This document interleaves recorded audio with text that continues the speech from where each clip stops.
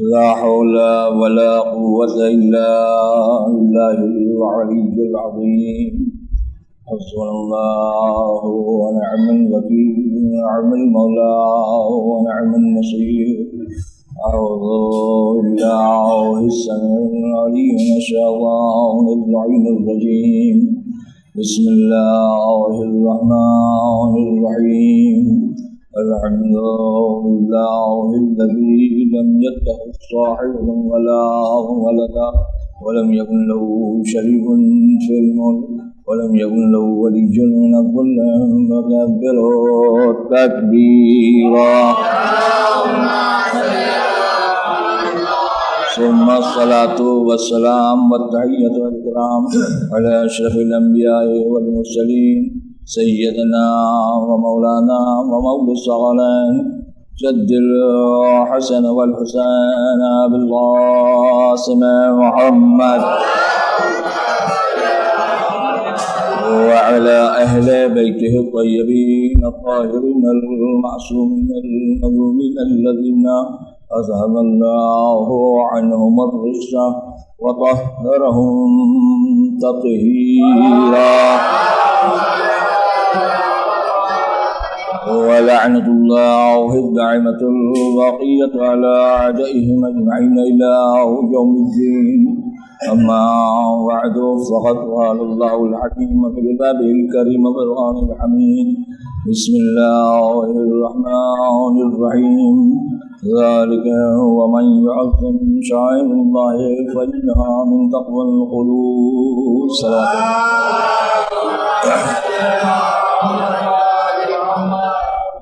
صاحبان علم بزرگان ملت، قرآن مجید سورہ حج کی آیہ کریمہ ہے کہ جہاں پر یوں ارشاد ہو رہا ہے کہ ہمارا فیصلہ ہے کہ جو بھی اللہ کی نشانیوں کا احترام کرے گا، تعظیم کرے گا، یہ اس کے قلب کی تقوی کی دلیل ہے.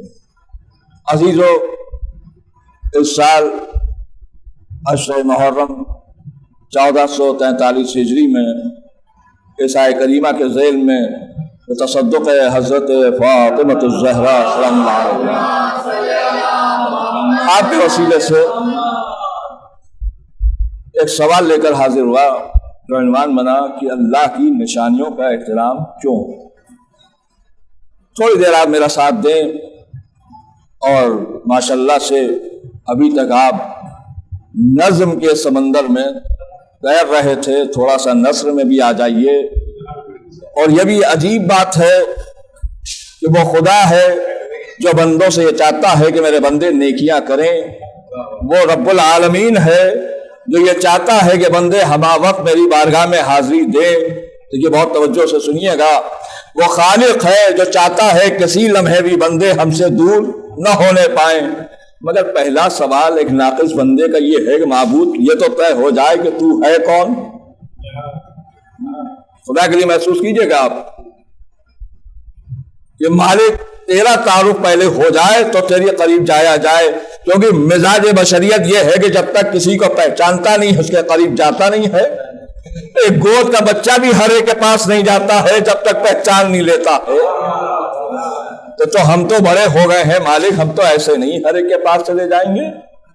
تو شاید وہ آواز دے کہ تمہیں معلوم نہیں ہے کہ میرے پہچان کے لیے میں نے روز اول اعلان کر دیا تھا کہ میں چھپا ہوا خزانہ ہوں.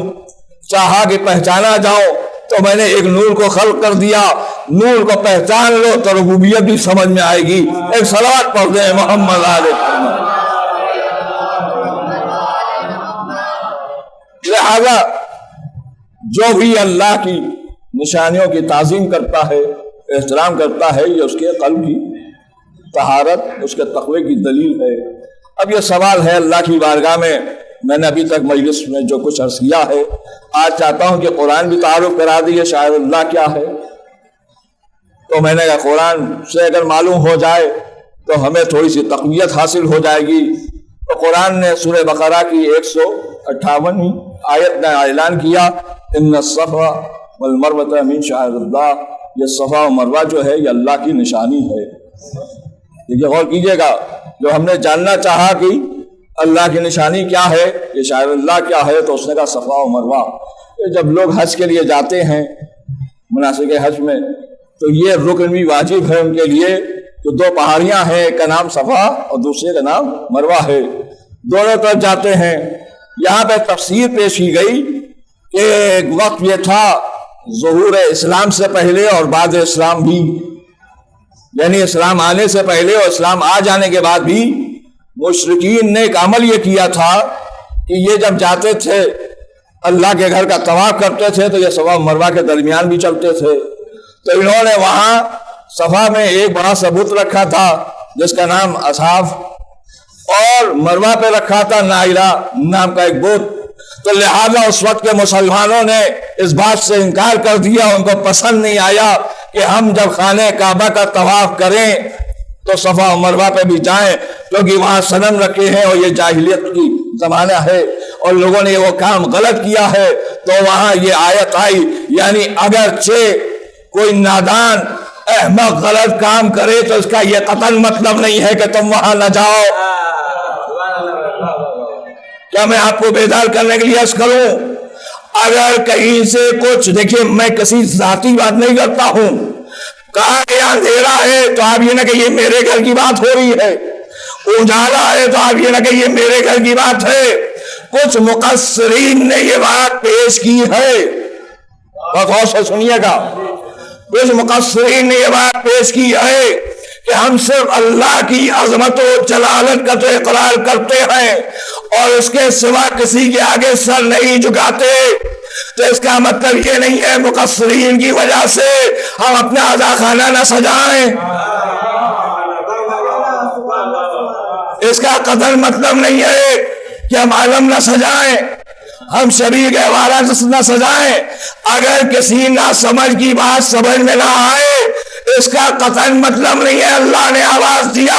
اگر صفا و مروہ میں کسی نے کچھ رکھا ہے وہ الگ بات ہے، پھر بعد میں رسالت نے اسے ہٹا دیا، تو لہذا بغیر صحیح کیے ہوئے تمہارا حج نہیں ہوگا۔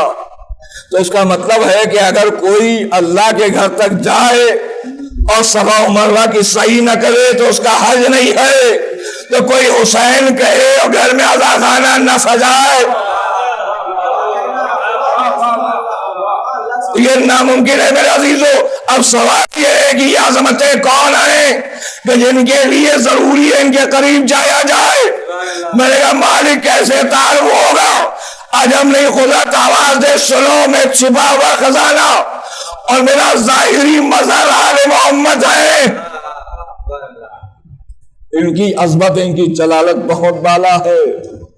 کیا بات کرتے ہو؟ مجھ جیسا ناقص جاہل ممبر پہ آ جائے تو علی جعفر کا آپ نے کہا محترم ہو گیا، کیوں؟ اس لیے ممبر پہ آ گئے۔ یہ ممبر محترم کیوں ہوا کہ یہ منسوب ہو گیا ممبر رسول سے، تو معلوم ہے ممبر رسول محترم ہے، آپ آئے تو آپ محترم ہو گئے۔ یہ ممبر رسول محترم اس لیے ہوا کہ یہ رسول کے نام سے منسوب ہے۔ مالک رسول کون ہے کہ یہ اللہ کا رسول ہے۔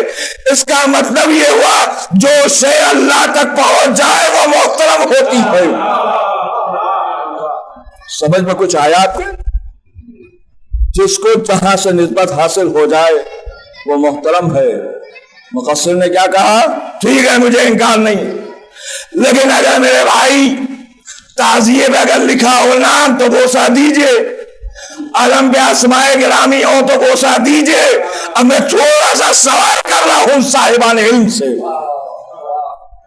میں جن سے گفتگو کرتا ہوں ان کو پڑھا لکھا سمجھتا ہوں، اور خدا کے لیے اپنی خاموشی سے اور اپنے اداس چہرے سے یہ ظاہر نہ کیجئے ہماری سمجھ میں نہیں آتی یہ بات، ورنہ ہم نے بز میں دیکھا لوگوں نے شاید یہ بات تمہاری سمجھ میں نہیں آئی، نہیں ہم سمجھتے ہیں کیا معاملہ ہے۔ دنیا کے بستر میں سمجھ میں آتا ہے، دربار محمد میں کوئی بات سمجھ میں نہیں آتی۔ صلوات علی محمد علی محمد۔ قرآن مجید کیا ہے؟ کہ اللہ کی کتاب ہے۔ کیوں محترم ہے؟ کہ دیکھتے نہیں جگہ جگہ اللہ کا نام بھی ہے، تو قرآن کو ایسے اٹھا کے تم نے نہیں رکھا۔ ہماری ماں بہنوں نے کہا، ہماری بزرگ خواتین نے کہا کہ اس کا احترام واجب ہے. ہم نے کہا وہ کیسے؟ کہ قرآن کو جزدان میں رکھو. یہ جزدان میں رکھ دیا گیا. ایک دن میں نے قرآن نکالنے میں جزدان ہاتھ سے چھوٹا اور زمین میں گرا. جلدی سے میں نے اٹھا کے چوما. اس جزدان میں کہا اللہ لکھا ہے. اس جزدان کو بوسا کیوں دے رہے ہو؟ ارے آپ نے دیکھا نہیں قرآن سے وابستہ ہو گیا تھا. اسے نسبت قرآن سے تھی. علم کیا ہے؟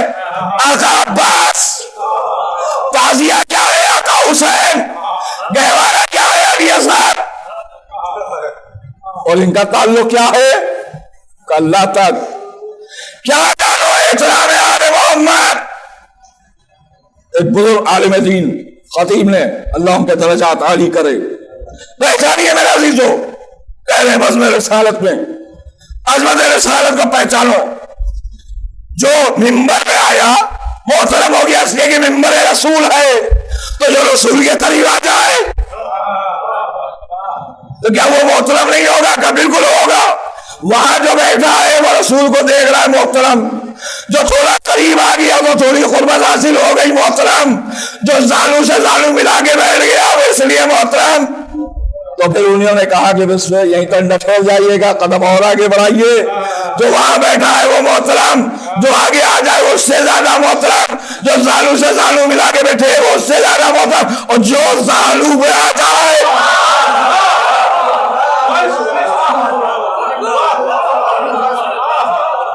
جو دوست میں آ جائے اور جو ہاتھوں پہ بلند ہو جائے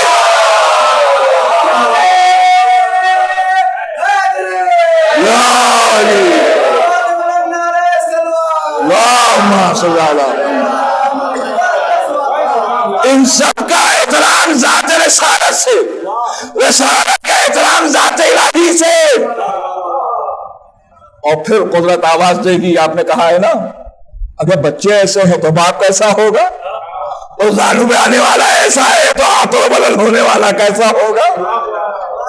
اب اس کے مقام کو, اس کے مرتبے کو کیا پہچانو گے؟ اللہ واضح میں چھپا ہوا تھا, میں نے انہیں ظاہر کر کے دکھایا. اب ان کو دیکھتے چلے جاؤ, اللہ سمجھ جائے گا. اور جو کچھ میرے صفات ہیں کل کے کل علی کے حوالے. اب یہ اللہ کو یہی پسند ہے, ہم کیوں ناراض ہوتے ہیں؟ بھئی وہ راضی ہے تو ہم ناراض کیوں؟ کہ یہ بھی سن لو میرے عزیزو, ہماری ناراضگی کی کوئی وجہ نہیں ہو سکتی سوائے اس کے کہ علی ہر جگہ ہے, اور تمہیں بچنا ہے تو جہنم میں چلے جاؤ, وہاں علی نہیں ملیں گے. صلوات بے محمد علیہ.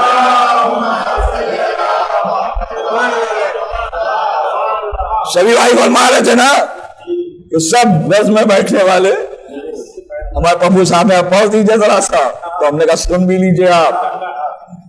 جناب مریم سلام اللہ علیہا معصومہ ہے, پیغمبر کی ماں ہے, مگر کبھی میرے عزیز و خدا کے لیے بیوی زہرا سے تقابل نہ کیجیے گا. جناب مریم یا مریم ان اللہ اصطفاکی وطہرکی واصطفاکی علی نساء العالمین, مگر صدیقہ طاہرہ سے نہیں. سن لیجیے دلیل بھی آپ. کیوں؟ جناب مریم کون ہے؟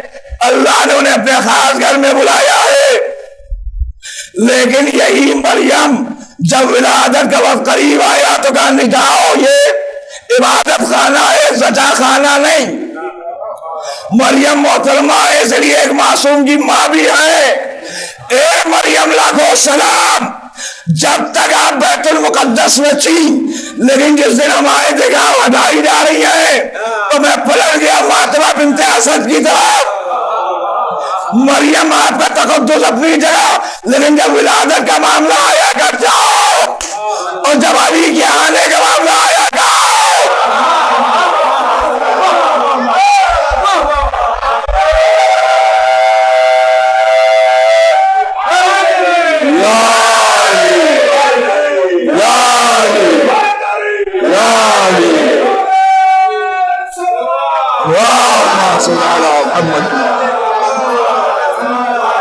اب سنیے میرے عزیزو، جو کچھ صفات الہی میں وہ سب کچھ علی میں ہونا چاہیے.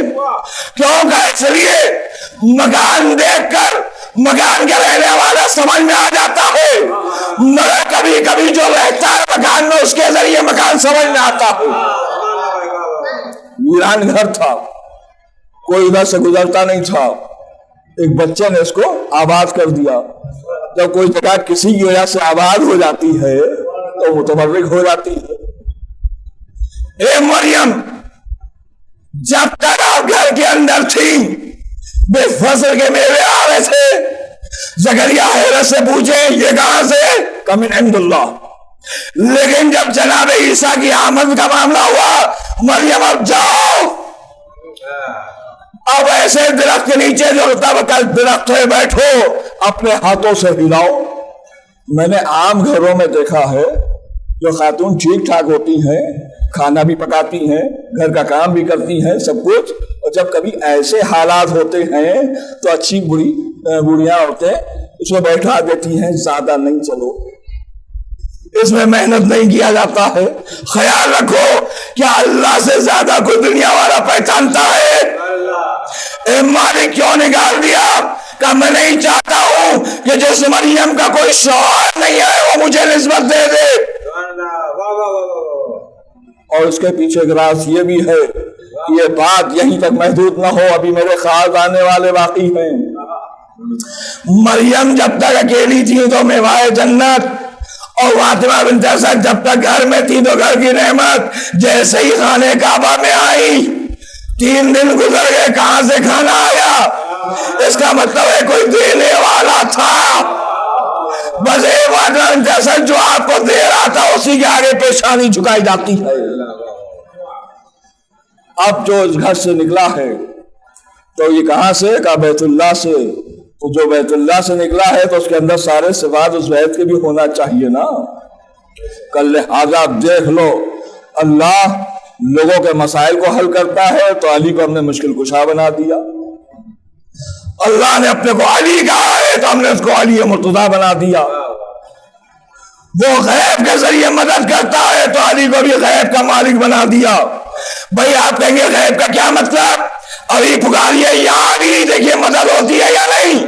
تو کہاں ظاہر ہے آپ کی مدد بھی ہے، غائبانہ ہوئی. یا علی غائبانہ مدد کیوں کرتے ہیں؟ کہ اس لیے تاکہ پہچان لو جب یہ علی غائبانہ مدد کر سکتا ہے تو جو کائنات کا رب ہے تو اس کے اندر یہ صفات ہونا چاہیے یا نہیں. اب ہم اس کے لیے کیا کریں؟ ہم کسی کو پکڑ بھی نہیں سکتے ہیں. یہ سب حالات دیکھ کر اس نے غلطی سے خدا مان لیا، ہمارے کہنے سے نہیں. کہیں کہیں غلطی میں کہا جاتا ہے آپ لوگوں کی وجہ سے بہت سی باتیں لوگوں کو معلوم ہو گئی. آپ انصاف سے بتائیے کسی کو اگر علم ہو جائے یہ اچھی بات ہے یا غلط بات ہے؟ آپ نہ بیان کرتے معلوم نہ ہوتا زمانے کو. سنو، ہمارے بھی فرائض ہے کہ زمانہ کل ہمارا گریبان نہ پکڑے، ہمارے دامن کو پکڑ کے چلا کے نہ گئے آپ نے کیوں نہیں بتایا. تو جب معمولی بندوں سے لوگ اس بات کا سوال کر سکتے ہیں کہ آپ نے کیوں نہیں بتایا، تو کیا علی پر وزیزہ نہیں ہے؟ لوگوں کو بتائے، میرے قریب آتے چلے جاؤ، اللہ سمجھ میں آئے گا. اے صلوات ہو گئے محمد علیہ. دیکھیے یہ مجلس اعضا ہے اور یقیناً عزیز و فرش اعضا میں کہنے کے لیے زبردستی تعصب میں کہہ دیجئے کچھ ملتا نہیں، ایسے ہی اٹھ کے چلے جاتے ہیں کیونکہ مومنین کو ہم خوش کر دیتے ہیں. اللہ کہتا مومنین کو خوش کرو، ہم تمہیں خوش کریں گے. تو اس کا مطلب ہے مومنین کو خوش کرنا اچھی بات ہے نا. ابھی اپنے اپنے نصیب کی بات ہے، کوئی منافق کو خوش کرتا ہے، کوئی مومنین کو خوش کرتا ہے. صلوات پڑھے محمد علیہ.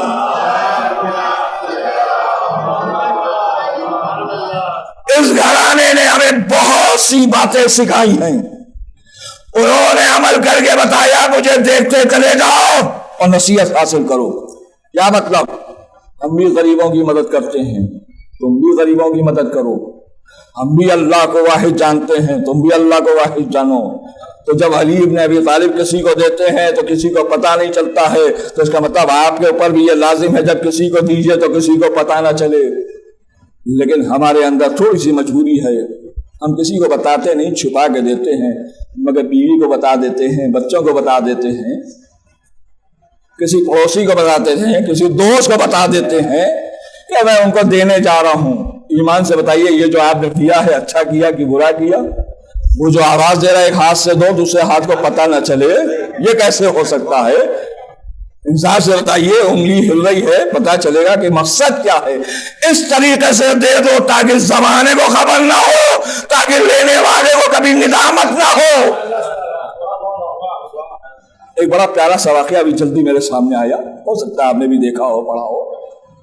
صاحب کہہ رہے ہیں میں ایک روز سڑک پہ جا رہا تھا، بجلی کے کھمبے پہ میں نے دیکھا ایک پرچی چسپاں ہے، کچھ لکھا ہوا ہے اس پہ۔ یوں ہی میں نے پڑھا، اس میں لکھا یہ تھا کہ میری نگاہ کم کام کرتی ہے، یہیں کہیں میرا 50 روپے کا نوٹ گر گیا ہے، جس کسی کو ملے وہ اس پتے پر پہنچا دے۔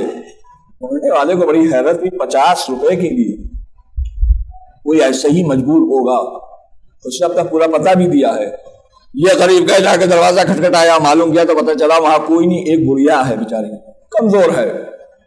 تو انہوں نے کہا کہ آپ کا 50 کا نوٹ گر گیا تھا، وہ ہمیں مل گیا، ہم لے کر آئے ہیں۔ اس نے کہا بھیا صبح سے لے کے اب تک 70 سے 75 آدمی آ چکے ہیں یہ کہنے کے لیے کہ آپ کے 50 کا نوٹ کہیں گر گیا تھا، وہ آپ کو دینے آئے ہیں، تمہیں کیسے معلوم، یہ ایڈریس کیسے ملا ہے؟ کہ وہ کھمبے میں پڑا تھا، سب اسی کو دیکھ کر آئے ہیں۔ بھائی میرا کوئی 50 کا نوٹ نہیں گرا تھا، اللہ جانے وہ کون ہے جو اس طرح میری مدد کر رہا ہے۔ لہذا بھائی میرے بچے اب جا کے جہاں پہ یہ پرچہ لگا ہے اس کو نکال کے پھاڑ کے پھینک دینا۔ صبح سے 70 سے 75 لوگ آ چکے ہیں۔ کہتے میں واپس گیا، اس کا حکم تھا، مگر پھر میرے دل نے کہا جب اس سے پہلے والوں سے بھی تو التجا کیا ہوگا اس نے، تو جو انہوں نے نہیں پھاڑا تو میں کیوں پھاڑوں؟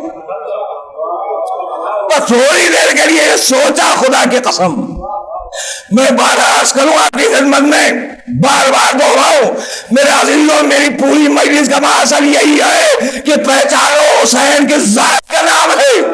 ہم محرم کیوں مناتے ہیں، ہم وقت کیوں بچاتے ہیں، مومنین کو کیوں جمع کرتے ہیں؟ جو واقعات کائنات میں نہیں ملتے وہ در اہل بیت سے ملتے ہیں۔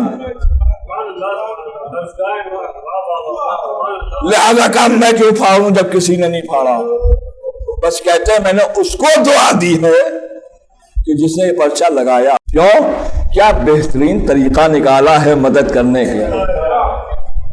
بھئی کسی سے ہم کہتے ہیں جاؤ بھائی ان کو دے آؤ، ہمیں معلوم ہے کہ غریب ہیں، تو ایک تو غربت کا بہتان لگاتا میں اس پر، پھر اس کو ذلیل کر کے 50 روپے دیتا یا 100 روپے دیتا۔ کچھ سمجھ میں آئے کاش ہمارے جیسے علماء و ذاکرین و خطباء جہلا کو کہ اگر کبھی کسی کی مدد کرو تو خدا را ذلیل کر کے مت دو، اور کہیں یہ اعلان نہ کرو ہمارے کیا بٹ رہا ہے، سب لوگ آؤ لینے کے لیے۔ ایک بھیڑ آ گئی، جب بھیڑ آئی تو میڈیا بھی آئی، معلوم میں جناب ایک تھیلی گیہوں کی یا آٹے کی، چاول کی، کچھ پیسہ غریبوں کو دے رہا ہوں، فوٹو کھینچا جا رہا ہے۔ دوسرے دن اخبار میں آ گیا کہ جناب نے لوگوں کو بانٹا ہے۔ میرے عزیزوں یہ دکھانے کی کیا ضرورت ہے؟ تمہارے اندر ایمان ہے تو چھپا کے دو۔ کیا ضرورت ہے کہ اعلان عام کر کے غریبوں کو دروازے پہ بلاؤ؟ سیرت معصومین یہ نہیں ہے میرے عزیزوں۔ چوتھے امام ذرا ان کے قریب جا کے ان سے سوال کیجئے، رات کی تاریکی میں چہرہ چھپا کے جا کے مدد کر رہے ہیں، اور کچھ ایسے ان کے اپنے عزیز ہیں میرے عزیزوں، جب ان سے لیتے ہیں تو یہ کہتے ہیں کہ ہمارا عزیز سید ساجدین بھی ہے، علی بن الحسین بھی ہے، مگر وہ کبھی ہماری مدد نہیں کرنے آتا ہے۔ عابد میاں میں نے آپ کے مشورے سے سید پور میں خدا نہ کرے کسی کو غریب سمجھ کے دیا، اور اس نے یہ کہا کہ عابد میاں اگر یہ مولانا بھی دے دے تو کیا ہو جائے، تو میں فوراً چلا کے کہوں کیوں نہیں بتاتے ہیں آپ، میں نے ہی تو دیا ہے، لاکھوں سلام ہے سید سجاد۔ آپ ہی کے منہ پہ آپ کی برائی، اور کہیں سے چہرہ کھول کے نہیں کہا میں ہی تو ہوں جو تمہیں دے رہا ہوں، یہ تو آپ کے بعد لوگوں کی سمجھ میں آیا۔ بھائی خدا کی قسم یہی انداز مولا متقیان کا بھی تھا، یہی دیگر معصومین کا بھی تھا۔ سمجھ میں آ گیا اگر دنیا کھل کے دیکھ لیتی تو ایک لمحے کے لیے دروازے کو نہ چھوڑتی، اور اس کی سمجھ میں آ جاتا کہ دنیا والے مخیر افراد سے نہ مانگو، در آل محمد سے مانگو۔ یہ دیتے بھی ہیں اور اعلان نہیں کرتے، یہ دیتے بھی ہیں کبھی تقاضا نہیں کرتے ہیں، کبھی نہیں کہتے ہیں کہ ہمارے علاقے میں بہت غریب ہیں۔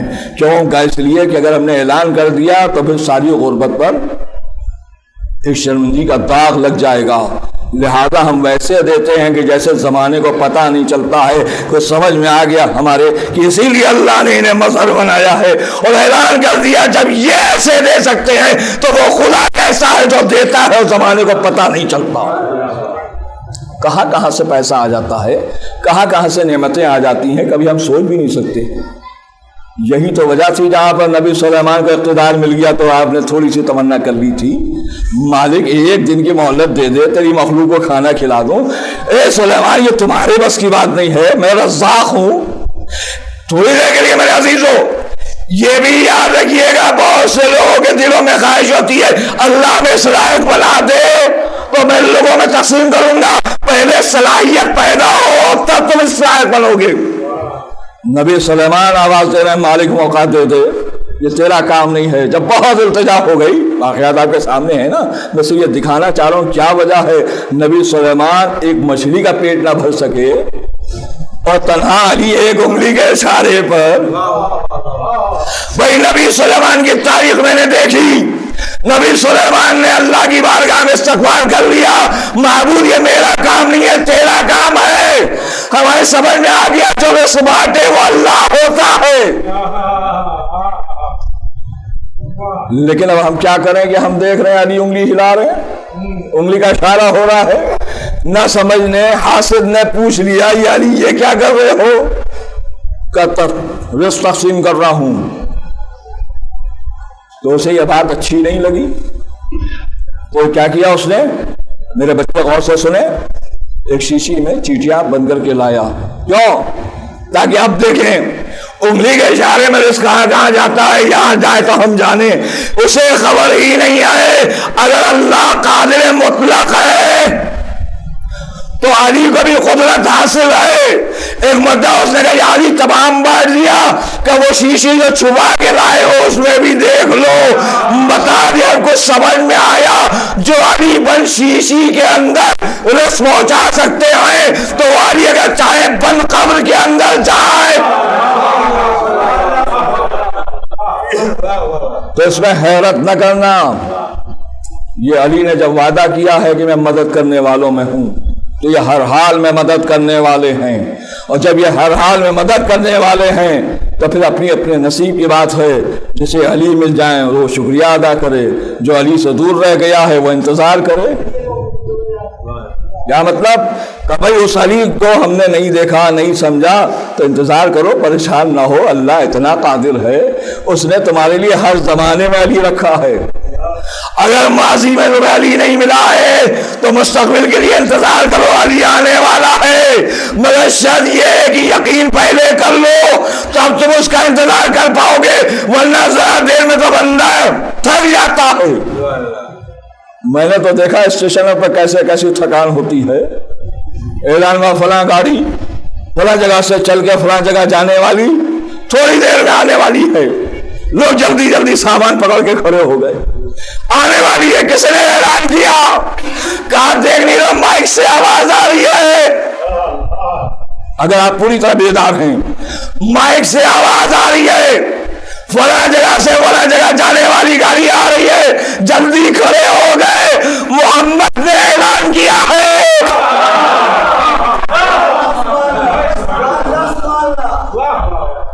دنیا کی آواز میں اتنا یقین ہے، ذات محمد میں یقین کیوں نہیں ہے؟ کہاں یہ سمجھ میں آ گیا ہمارے جو محمد کہتے ہیں لوگ یقین نہیں کرتے۔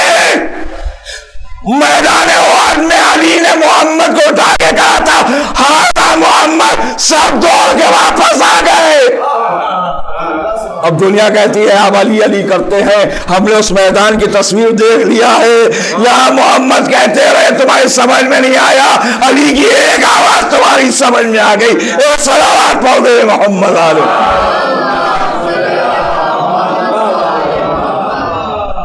یہ حقیقت ہے میرے عزیزو،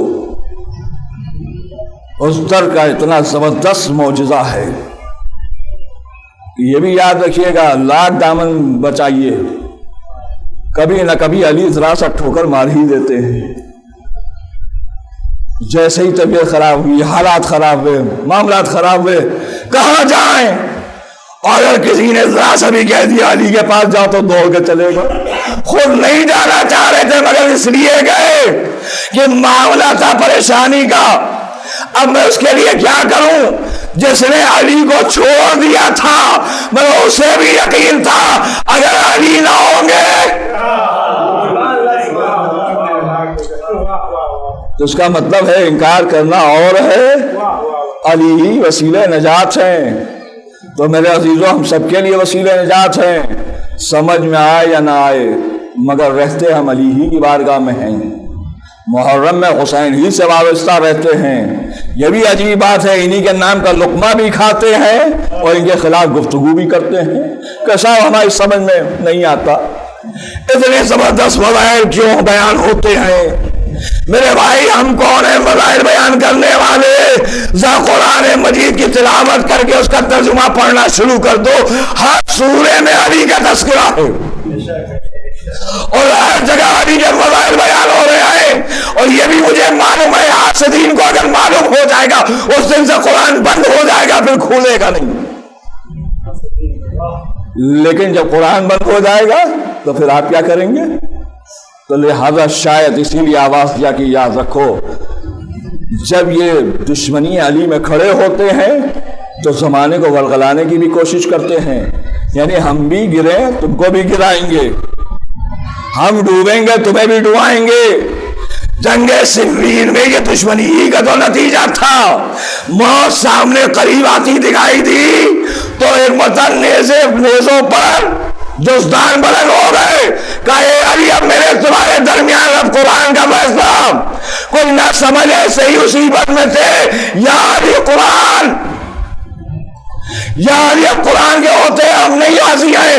علی آواز تیرے نبی نے فرمایا قرآن وعلی المال قرآن، علی قرآن کے ساتھ ہے، قرآن علی کے ساتھ۔ اگر علی یہاں ہے تو وہاں کیا ہے؟ نہیں مان رہے علی، بلائیے ہماری گیشتر کو واپس، نہیں تو ہم آپ پہ حملہ کر دیں گے۔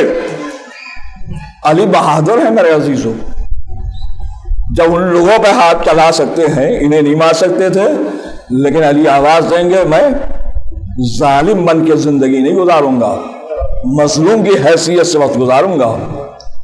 اور یہ بھی دکھانا مقصود ہے وہ فارغ اشتر جو علی کا اتنا قریبی ہے، کتنا اطاعت علی کی کرتا ہے زمانہ، یہ بھی دیکھ لے۔ کہتے ہیں سوا نیزے کا فاصلہ تھا، ذرا سا مجھے موقع مل جاتا میں بڑے صاحب کو ختم کر دیتا، مگر علی کے بلانے کا فوراً واپس آئے۔ اب مجھے نہیں معلوم کیا چہرہ بنا ہوگا کہ علی کیا کر دیا آپ نے، تھوڑی سی مہلت دے دیا ہوتا۔ مولا علی نے کہا ادھر دیکھو کیا ہے، یہاں کیا ہوا کہ یہ سب مخالفت پہ کھڑے ہو گئے، ہائے ہمارے میدان کے لوگ، کہاں وہ دیکھو مالک اشتر آواز دے رہے ہیں یا علی یہ تو قرآن نہیں ہو سکتا۔ کہاں تمہاری سمجھ میں آ رہا ہے، ان کی سمجھ میں نہیں آتا ہے۔ بز میں رہنے والوں میں کبھی نہ کہیے گا کہ ان میں غلط کیسے ہو سکتے ہیں، خاطی کیسے ہو سکتے ہیں، جب علی کے بز میں لوگ ہو سکتے ہیں تو اگر ہمارے ساتھ ہو جائیں تو اس میں کوئی حیرت نہیں ہے۔ جب معاملہ آسان ہو گیا، نیزوں سے وہ جزدان اترے، اب جو کھولا تو پتھر، کچھ سمجھ میں آ گیا علی کے سوا کچھ بھی دیکھو پتھر ہوگا، کلام نہیں ہوگا، اور جو شے علی کے ساتھ ہوگی وہی کلام ہے۔ اسی لیے آقا حسین نے شاید کربلا میں کٹے سر کے ذریعے نیزے بلند ہو کر تلاوت ربانی کر کے بتا دیا سنو قرآن زندگی میں بھی ہمارے ساتھ ہے، قتل ہونے کے بعد بھی ہمارے ساتھ ہے۔ بس میرے عزیزو، داستان کربلا درس بھی ہے اور درد بھی ہے. آپ کہیں گے درس، ہاں واقعات کربلا سے وابستہ ہو جاؤ، درس ملے گا. درد کیا ہے؟ لوگ حسین کے پاس آتے ہیں مگر اس کے بعد بھی جو حسین کی عظمت ہے اسے پہچانتے نہیں. یہ درد ہے ہمارا. ہم کیا جانیں کہ حسین کون ہیں؟ یہ تو بی بی زہرا کی دعا کا اثر ہے، شہزادی کی تمنا ہے، جس کی بدولت آج ہم سب کو یہ جگہ نصیب ہو گئی. اگر شہزادی یہ بات نہ کہتی بابا میرے لال پہ گریہ کون کرے گا، بابا میرے لال پہ ماتم کون کرے گا، تو اللہ وعدہ نہ کرتا. لہذا وعدہ بھی کیا ہے تو شہزادی کے صدقے میں. اس کا مطلب ہے آزاداران مظلوم کربلا اپنے آپ کو ایک نعمت سمجھیے، اس کا شکریہ ادا کیجیے. لاکھوں سلام ہے مالک اس لائق بنایا کہ ہم فرش اعضا کی زینت بن سکے. مالک آپ کا لاکھوں سلام ہے آپ کی بارگاہ میں، لاکھ لاکھ شکریہ ہے کہ آپ نے ہمارے دلوں میں غم حسین عطا کر دیا ہے. ہاں بس میرے عزیزو، حسین سے کتنی محبت ہے ہمیں اندازہ نہ ہوتا. میں نے تو ایک بہن کو دیکھا تھا کہ جب حسین دربار ولید سے واپس آئے تو ایک مرتبہ بہن پہلے تو بھائی سے لپٹ گئی، بھیا جتنی دیر آپ دربار میں تھے میں بے قراری کے عالم میں وقت گزار رہی تھی. لیکن جب آقا حسین نے یہ اعلان عام کر دیا کہ اب مجھے یہاں مدینے میں رہنا نہیں ہے، اب مجھے یہاں سے ہجرت کرنا ہے، اللہ یہ بہن نے جیسے ہی سنا تو عجیب کیفیت ہے میرے عزیزو. ایک طرف بھائی کی محبت ہے، دوسری طرف شوہر کی اطاعت بھی ہے. مگر زینب کیا کرے، ایک لمحے کے لیے بھیا سے جدا نہیں ہونا چاہتی. جیسے یہ خبر جناب عبداللہ کو بھی مل گئی مگر اس کے بعد سب جو دیکھا جناب زینب بے قراری کے عالم میں وقت گزار رہی ہے. ایک دن جناب عبداللہ قریب آئے، آواز دیا شہزادی. جب آقا کی یہی مرضی ہے تو ہم سب کیا کر سکتے ہیں. مگر بی بی صبر کیجئے، صبر. شہزادی جن کے جانے کا غم مجھے بھی ہے. اچانک جناب زینب نے اس سے پہلے بھائی سے کہہ دیا تھا کہ بھیا زینب آپ کے بغیر رہ نہیں سکے گی. تو حسین بن علی نے اتنا کہا تھا اگر عبداللہ اجازت دے دیں زینب تو چلنا. اب یہاں جناب عبداللہ نے کہا کیا کیا جائے، تو بس اتنا سننا تھا. جناب زینب نے ہاتھ جوڑ لیا، اے والی میں اپنے بھیا کے بغیر زندہ نہیں رہ پاؤں گی. اگر حسین چلے گئے تو زینب یہی مر جائے گی. کیا ارادہ ہے آپ کا؟ والی میں بھی جانا چاہتی ہوں کہ اگر حسین لے جائیں تو آپ ضرور جائیے. بھیا سننا تھا کہ آقا آپ کے منتظر ہے، آپ اجازت دے دیجئے تو میں چلی جاؤں. بھیا سننا تھا. عبداللہ طلب گئے، ارے شہزادی غضب کر دیا، پہلے کیوں نہیں بتایا، جلدی اٹھیے. عزادارو 5ویں محرم ہے اور اس عزا خانے کی 5ویں محرم کی تاریخ بھی عجیب.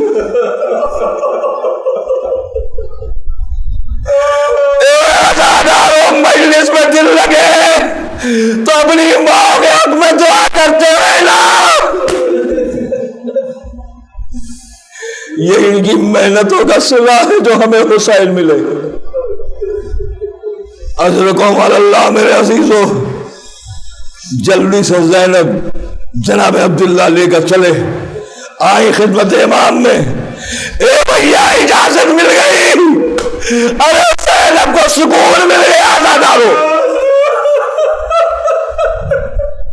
ہم چلاتے ہم حسین کے چاہنے والے ہیں، ہم حسین کے بغیر نہیں رہ سکتے ہیں. مگر میرے عزیزوں کبھی کوئی پریشانی آ جاتی ہے تو پھر ہمیں اپنا درد محسوس ہوتا ہے. آئیے میرے ساتھ شہزادی زینب کی خدمت میں چلیے. بھائی کو کتنا چاہتی ہے زینب.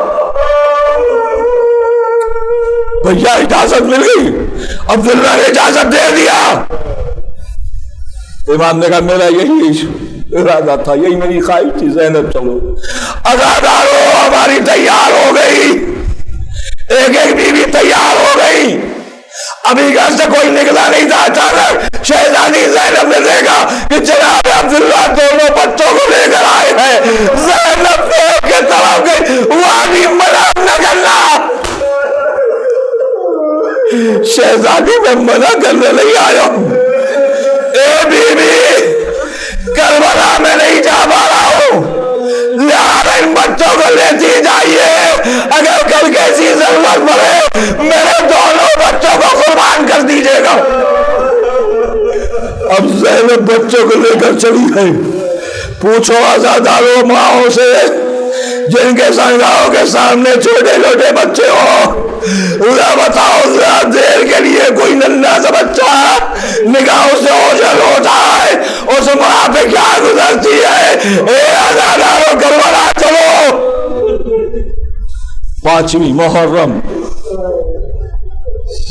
قریب قریب ہر جگہ جناب اول محمد کا ماتم ہے، جناب زینب ان کے لاڈلوں کا سلام، ان کا پوچھا دیجئے میرے عزیزوں، کربلا آ گئی۔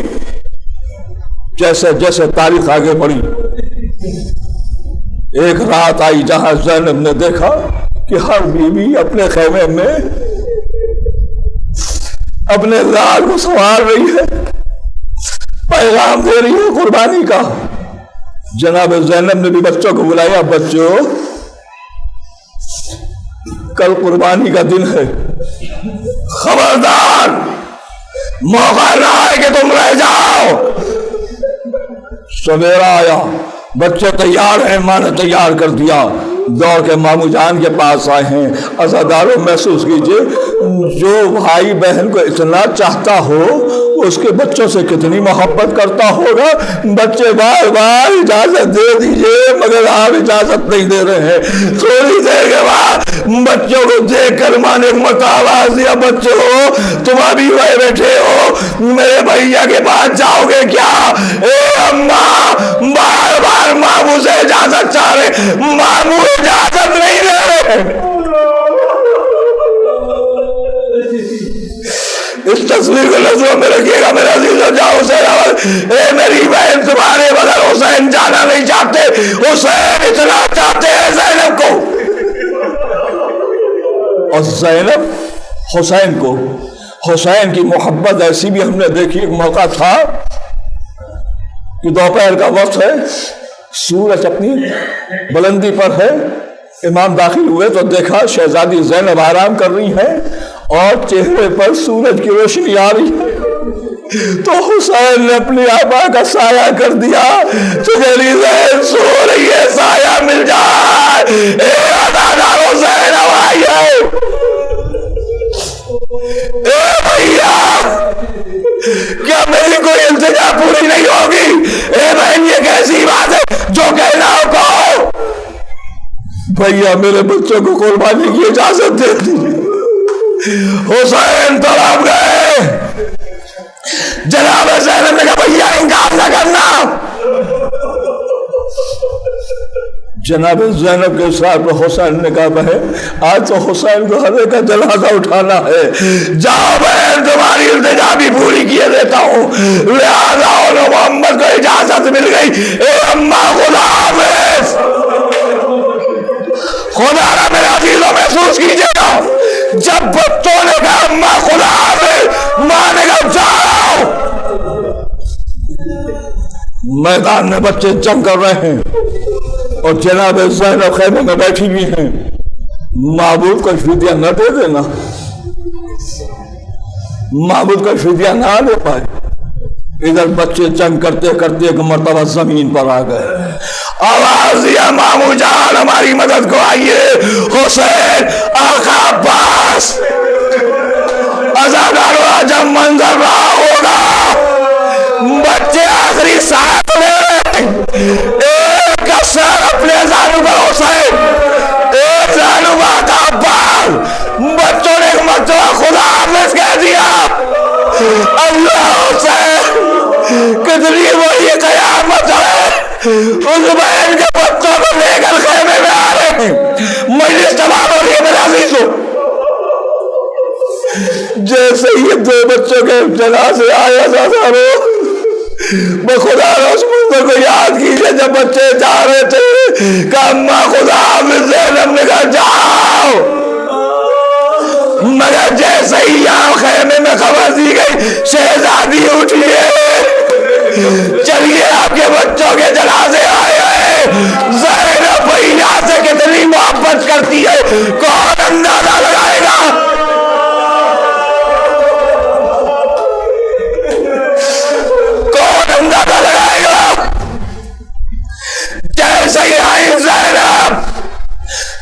جیسے ناقص نہ سمجھنا، طرف جائے گی گر جائے گی، واہ ویلا کہے گی نہیں۔ زہرا بھائی دونوں بچوں کو جنازے کو گرانے گیا، ایک موقع پریشانی رکھ دی، محبوب